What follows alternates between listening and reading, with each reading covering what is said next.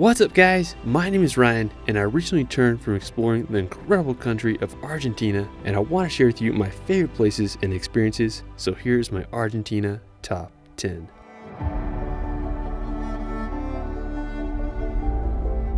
Located in South America, Argentina is one of the most beautiful countries on earth. It's home to some of the world's most stunning mountains, massive glaciers, and incredible wildlife. From the jagged peaks of Fitz Roy to the rugged landscapes of Tierra del Fuego, Argentina will leave you in awe with its endless beauty.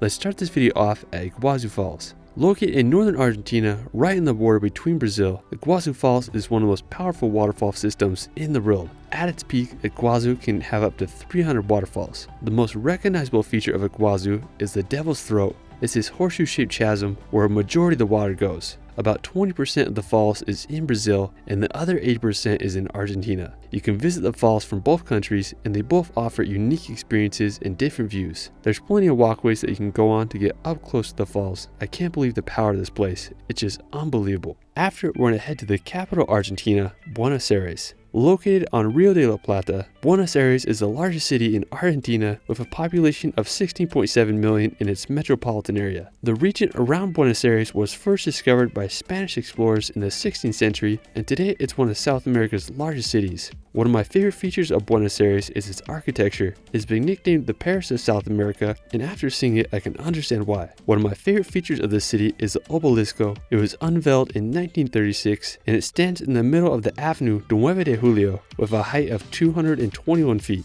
And this place looks absolutely insane after Argentina won the World Cup in 2022. Regardless, Buenos Aires is such a vibe, and I love the city. Afterwards, we're going to head to Purmamarca. Located in the northwest section of Argentina, the area around Purmamarca is home to arid landscapes and beautiful geography. What really caught my attention about this area is the Hill of Seven Colors. It's this colorful mountainside that overlooks the small town of Purmamarca. The geography in this part of Argentina is particularly stunning. I just love all the mountains. There's also this ancient site called Pucará de Tocara nearby that dates back even past Incan times. After, we're going to summit Mount Aconcagua. Located in the Andes Mountains of the Mendoza province, Mount Aconcagua is the tallest mountain in the Americas with a height of 22,837 feet. It is possible to summit Aconcagua, and it's the highest non-technical mountain in the world, meaning you can climb without ropes if you access it from the northern route. That being said, it isn't a fast or easy route. The average amount of time it takes to summit the mountain is 20 days, so it's not a simple feat. That being said, if you conquer this mountain, you'll be the highest person in both North and South America. After, we're going to head to Argentina's Patagonia region to visit beautiful Bariloche. Located in the northern region of Patagonia, Bariloche is this incredible city built on a lake. It reminds me of a city you would expect to find in Switzerland. The scenery here is so serene and beautiful. It's a great place to come in the summer to enjoy Argentina's Lake District. It's also a great place to come in the winters to ski. I really like the nearby mountains of Cerro Catedral. They are so jagged and unique looking, especially during autumn when the vegetation turns a strikingly color.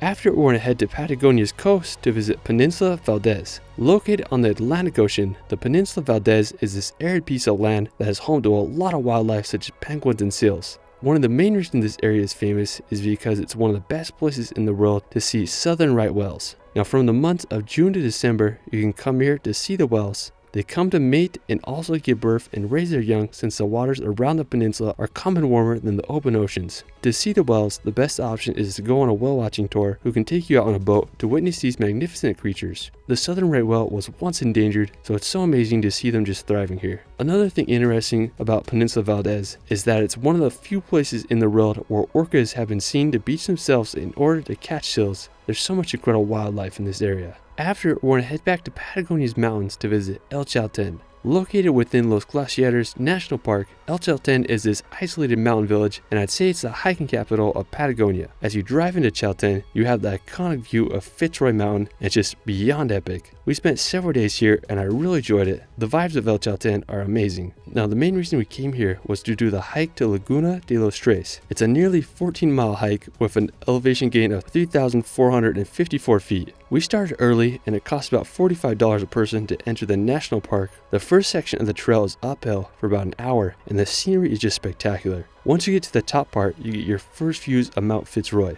The day we did it, it was cloudy and rainy in the morning, and we couldn't see the Fitz Roy peak, so I was just praying so that we could have some clear weather when we got to the top. The next section of the hike was my favorite. It was pretty flat, and you walk through spectacular nature. It was honestly one of the most beautiful places I've been, and it's pure nature that's basically untouched aside from the trail. As we were getting closer to Fitz Roy, the clouds around the mountain started to clear, which boosted my morale because the last section of the hike is absolutely brutal. Similar to the Laguna Torre hike, it was an uphill scramble that took us about an hour to complete. As we got near the top, the wind was absolutely insane, but the skies were clear and we could see all of Fitz Roy, so we were just so excited. We climbed over the last ridge and finally got a view of the lake at the base of Fitz Roy, and it's easily one of the most incredible views I've ever experienced in my life. And I just couldn't believe this place. There's perfectly blue water, contrasted with the icy, jagged peaks of Fitz Roy. I don't think there are any mountains more perfect than here. We spent some time on the lake and I just enjoyed walking along the shore. We then hiked up to this lookout point and it gave an astounding view of Laguna de los Tres and Laguna Suiza. We stayed up here for a good hour, and right when we started to leave, clouds began to cover the Fitz Roy again, and I felt extremely fortunate to have some great weather while we were up there. I mean, I would feel so bad if we did all that work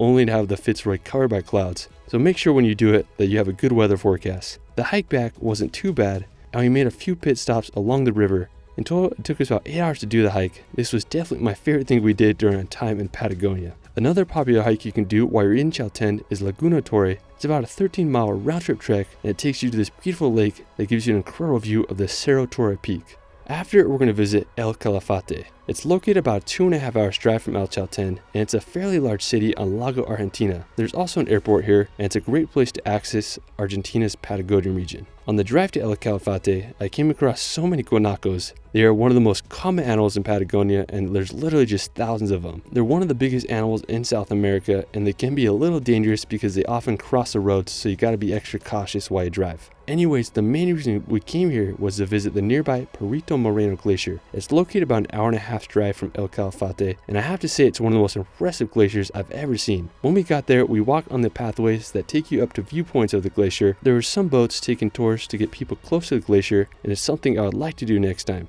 Anyways, I just love looking at the glacier and marveling at its size. The ice walls have an average height of 210 feet.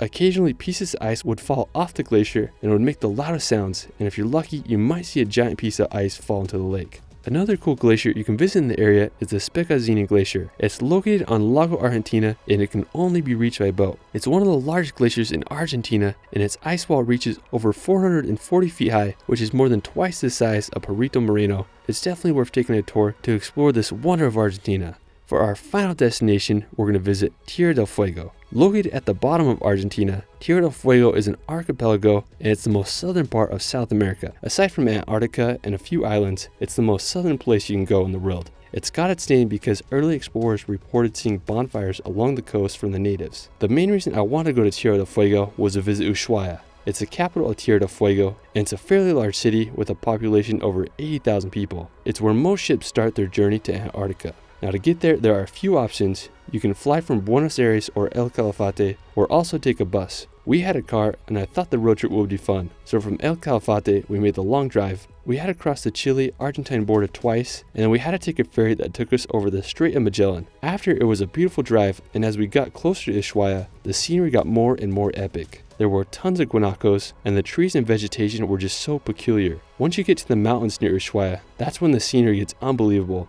There was this massive lake called Lago Fanano, and it looked like an ocean. I mean, I'm so happy we did the drive-in. The roads and scenery were spectacular. When we got to Ushuaia, we spent about 3 days there. One fun thing you can do in Ushuaia is go on a boat tour to experience the surrounding scenery. We did a 5-hour tour, and first we stopped at this lighthouse, which was built on this rock island in 1920, and it's home to a lot of birds. Afterwards, we sailed down the Beagle Channel until we got to Isla Martillo. This island is famous because it's home to thousands of penguins. I believe some boat tours are able to walk the island, but ours was fairly huge, and we could only observe the penguins from the boat, but it was definitely a highlight of the tour. If you don't want to go on a boat ride, you can visit Tierra del Fuego National Park. It's about a 20-minute drive from the city, and it's a beautiful, pristine area, and if you drive on the road, it takes you to basically the most southern point you can drive in the world, called Bahia La Pataya. It marks the end of the Pan-American Highway, which starts in Alaska and ends here. I mean, I enjoyed walking around the park. It was just so serene and peaceful. Another one of the main reasons I wanted to go to Ushuaia was to do the hike to Laguna Esmeralda. It's a 5.4-mile round-trip trek, and it's a lot easier than the other hikes mentioned in this video.